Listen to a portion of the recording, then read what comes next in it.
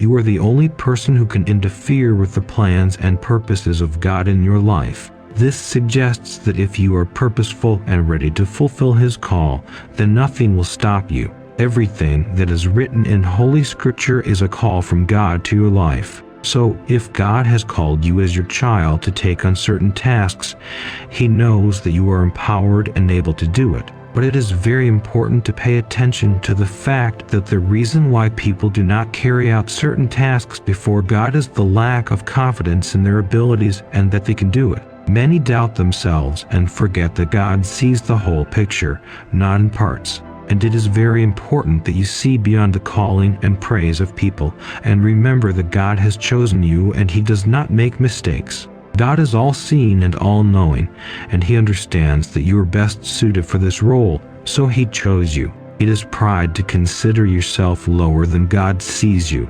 Ask yourself, can I really achieve everything that God has given me? Don't forget that your mind is a great tool for determining what is happening to you. Do you really believe that God did make a mistake in choosing you?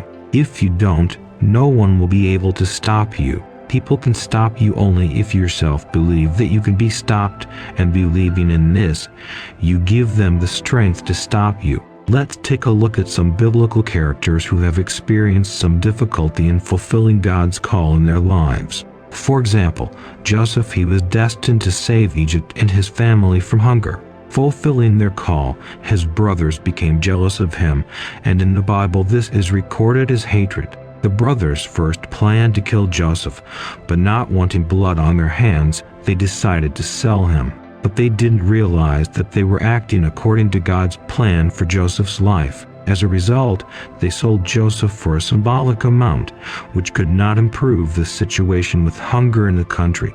Joseph was in bondage. Then he was thrown into prison.